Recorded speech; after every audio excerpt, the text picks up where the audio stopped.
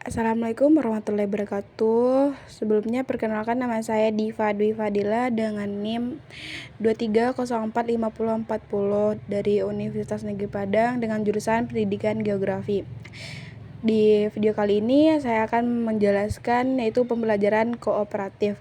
Pembelajaran kooperatif itu sendiri adalah suatu metode atau pendekatan dalam proses belajar mengajar yang melibatkan interaksi dan kerjasama antara siswa untuk mencapai tujuan belajar. Tujuan utama pembelajaran kooperatif adalah meningkatkan pemahaman dan keterampilan siswa melalui interaksi sosial. Ciri-ciri pembelajaran kooperatif yaitu siswa dapat kelompok secara kooperatif menyelesaikan materi belajar sesuai kompetensi dasar yang akan dicapai. Model pembelajaran kooperatif ada beberapa yaitu Think Pair Share, Team Games Turnamen, Learning Together, dan penilaian dan evaluasi. Di sini saya akan mengambil model Team Games Turnamen.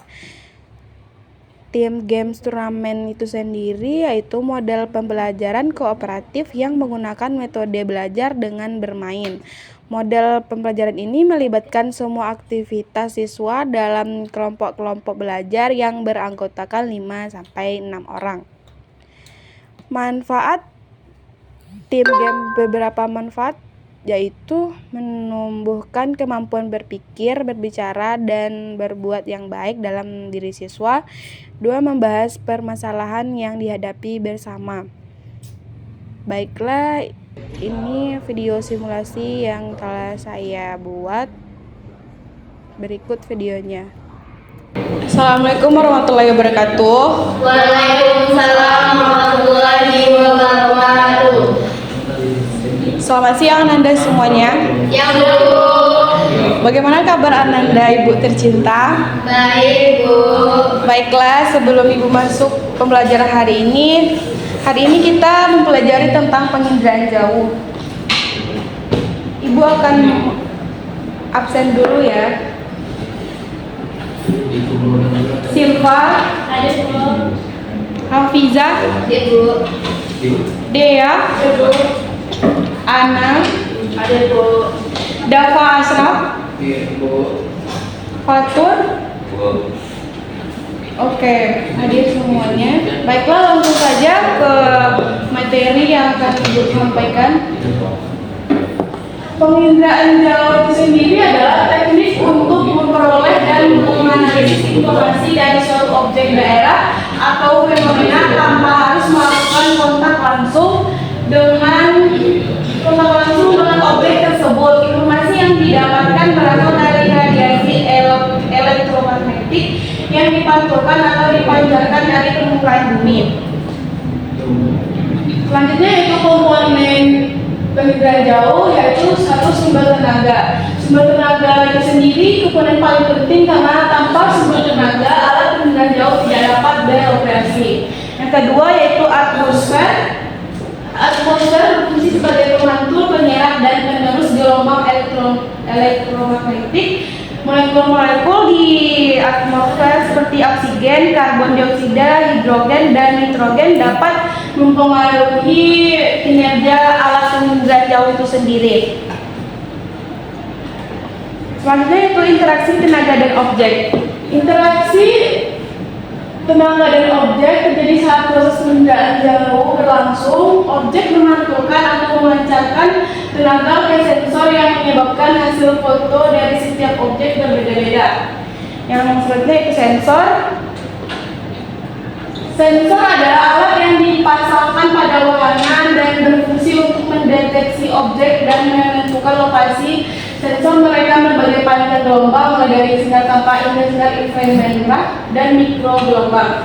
Yang ketiga itu wahana. Wahana adalah media atau kendaraan yang meletakkan sensor untuk melakukan perekaman. Umumnya wahana dari penginderaan jauh adalah pesawat terbang, balon udara, satelit, dan lain-lainnya. Selanjutnya yaitu jenis-jenis penginderaan jauh dapat dilihat. Satu yaitu penginderaan jauh pasif. Penggunaan energi dalam penginderaan jauh pasif menggunakan energi alam seperti sinar matahari, emisi, dan temperatur benda di permukaan bumi. Contohnya penginderaan jauh pasif adalah penggunaan citra satelit yang merekam radiasi elektromagnetik dari objek di permukaan bumi. Ya, yang kedua yaitu penginderaan jauh aktif. Penggunaan energi buatan penginderaan jauh aktif menggunakan energi buatan seperti radar, lidar, dan laser. Contoh penggunaan jauh aktif adalah penggunaan radar untuk mengirimkan gelombang mikro ke objek dan menerima pantulan kembali. Dan yang ketiga yaitu jenis panjang gelombang. Yang pertama inframerah, IR, yang kedua gelombang mikro, dan yang ketiga ultraviolet, dan yang keempat sinar tampak. Fungsi utama penginderaan jauh sendiri dapat dilihat satu pengamatan lingkungan, memantau perubahan lingkungan seperti deforestasi dan urbanisasi, meteorologinya mengamati kondisi cuaca dan pola iklim untuk prediksi cuaca. Gelombang mendeteksi struktur geologi dan memetakan area rawan bencana. Di bidang petani, menganalisis kesehatan tanaman dan manajemen lahan pertanian, dan kependudukan memetakan distribusi penduduk dan pola pemukiman. Dan pengendalian jauh meningkatkan efisiensi pengumpulan data serta mendukung perencanaan dan pengelolaan sumber daya alam. Manfaat PJ itu sendiri dapat dilihat dari meteorologi dan klimatologi, mengamati cuaca dan iklim. Di bidang hidrologi, memantau daerah aliran sungai, das, dan mengamati geologi, menentukan struktur geologi. Penginderaan jauh digunakan untuk menentukan struktur geologi atau lapisan batuan, serta memetakan patahan, perbukitan, dan pegunungan. Baiklah, kesimpulan dari pelajaran ini dapat dilihat dari mempelajari penginderaan jauh merupakan suatu teknik yang sangat penting berguna dalam mengumpulkan dan menganalisis data spasial untuk berbagai tujuan ilmiah dan aplikatif. Baiklah, selesai materi yang telah Ibu sampaikan, Ibu akan membuat game pada pembelajaran kali ini yang berbentuk kelompok terdiri dari 3 orang. Kelompok pertama Siva, Afizah, dan Dea. Kelompok kedua Anna, Fatur, dan Dafa.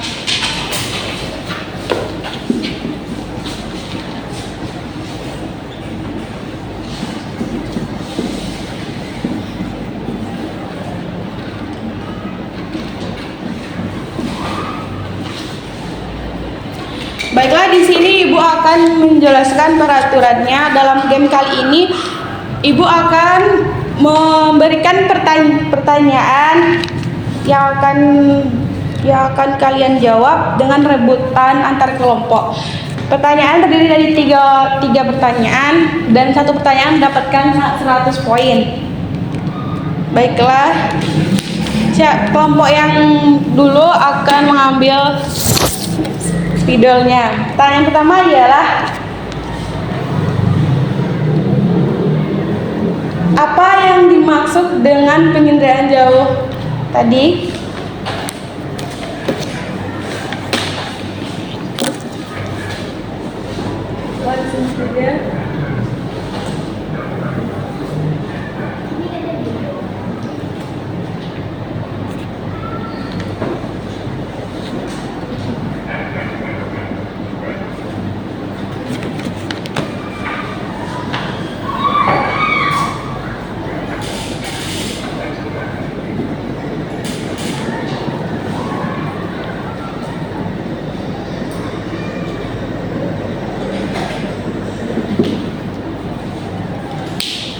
Baiklah, terima kasih Dafa.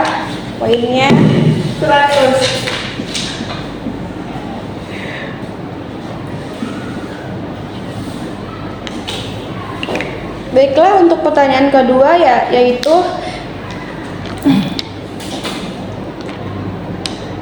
apa saja jenis-jenis sensor yang digunakan dalam penginderaan jauh?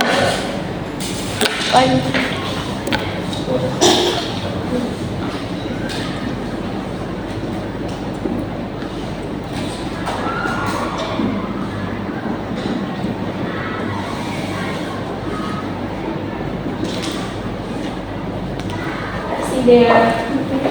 Betul ya. Pertanyaan terakhir yang akan menentukan kelompok 1 atau kelompok 2 yang menjadi pemenangnya. Apa saja aplikasi penginderaan jauh dalam kehidupan sehari-hari? Oke, kelompok 2, kelompok 1.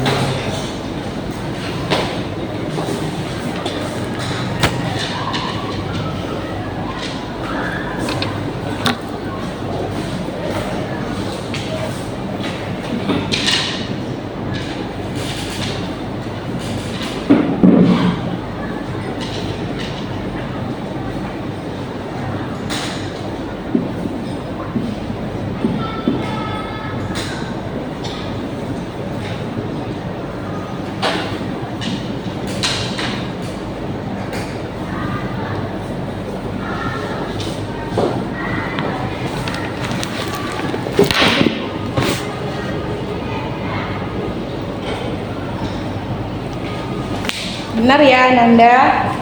Dapat dilihat kelompok 1 mendapatkan 200 poin, sedangkan kelompok 2 hanya 100 poin.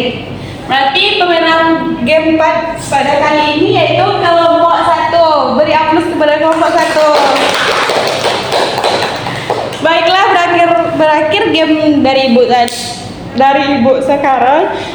Berakhir pula pembelajaran kita pada hari ini. Ibu ucapkan Assalamualaikum warahmatullahi wabarakatuh. Waalaikumsalam warahmatullahi wabarakatuh. Oke, baiklah, itulah simulasi video model pembelajaran kooperatif, yaitu Teams Games Turnamen.